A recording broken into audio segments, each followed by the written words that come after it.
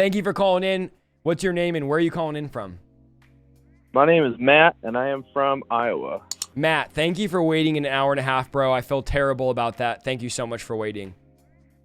Yeah, it's been inspirational listening to everybody's experiences and questions. It's always a good time. It's interesting, man, because you never know what people are going to say. So it's like, it's fun to watch because you're like, I wonder what the next person's going to say. Exactly. So my question's real simple, and if you can't answer it, I'll have another one. But are you familiar with the book called The Genesis 6 Conspiracy? I'm not. It was written by a guy named Gary Wayne. It's like 30 years of research, and a lot of it opened my eyes to today and how we should really be viewing it with the veil pulled away.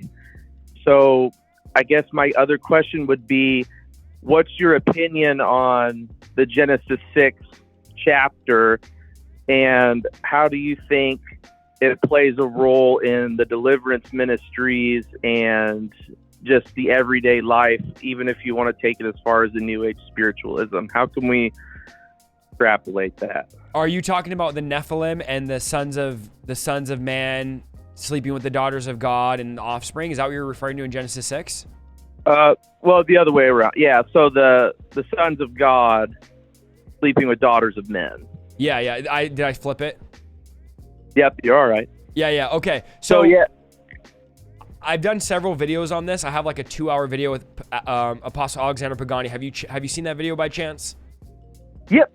Okay. So I know there's like differing opinions on when it comes to deliverance. Some people believe that demonic spirits are basically the spirits of the Nephilim, right? Because the Nephilim were, if you believe it this way, they were half human, half spirit, fallen angels. So those weren't what we call like registered. They don't have, God didn't make them. Let's just put it that way. They're not fully right. human. So a lot of people believe, and I say a lot of people, I don't know how many people it is, but there's some very well-known deliverance ministers that believe that when those Nephilim died, their spirits are still roaming the earth because they're unredeemable. They don't go to heaven or hell. They're unregistered. It was illegal what they were doing basically in Genesis 6. So they believe that anger, all that is those spirits. Go ahead. It's crazy to think that's the one thing that God didn't create. At least that's the that's the way it's portrayed to everyone, right? Yes, exactly. So people believe that they are the spirits now. So like anger, bitterness, anxiety, all these spirits we have are those. Other people will argue and fight, and it's a great argument. This other second argument is that they're fallen angels, and that's that's much more basic. It makes more sense. You don't have to try to like reach and do all these things. I don't know where I'm at. Some people believe it's both. It could be either or. I take more now to the side of like these are fallen angels, and when it says I'm a spirit of anger, it's not saying that's its specific name, but it's saying that's my function, right? Like that's the function of the demon. When a demon says I'm Jezebel, it's not literally like there's only one spirit of Jezebel. It's that spirit's function is control, is domination, is witchcraft. So that makes sense to me as well, and it's much more orthodox to say these are fallen angels, but I'm also not against the other theory because we just don't know.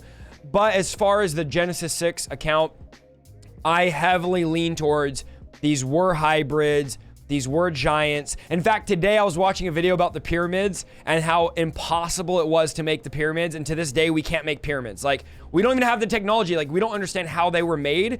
I still lean towards like a Michael Heiser. The pyramids were made by the Nephilim, by the giants, by the men of renown, right? So that there would was a race called the Ketmits or something like that was before the Egyptians, and they had a lot to do with it.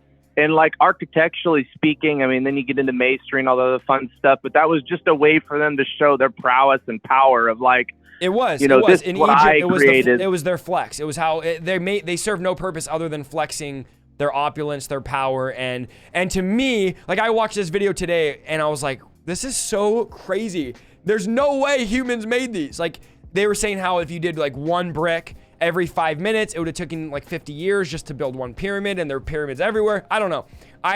Michael Heiser's book on the Nephilim is very informative.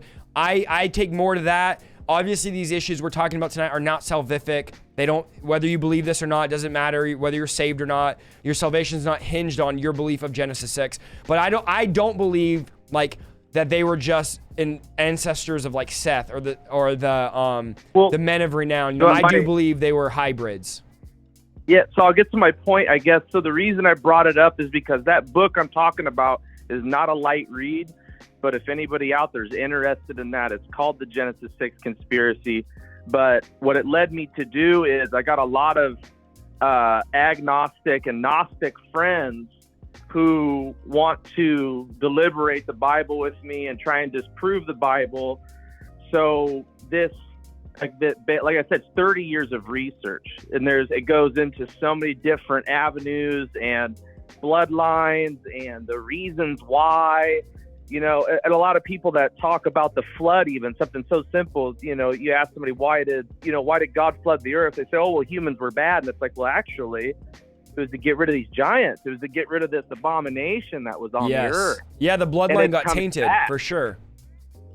Right. And so when they talk about, you know, the coming of the end of days, you know, the days of Noah, people got to realize we're living in it. You know, a lot of people, the truther movement is what I call it, or what some other people call it.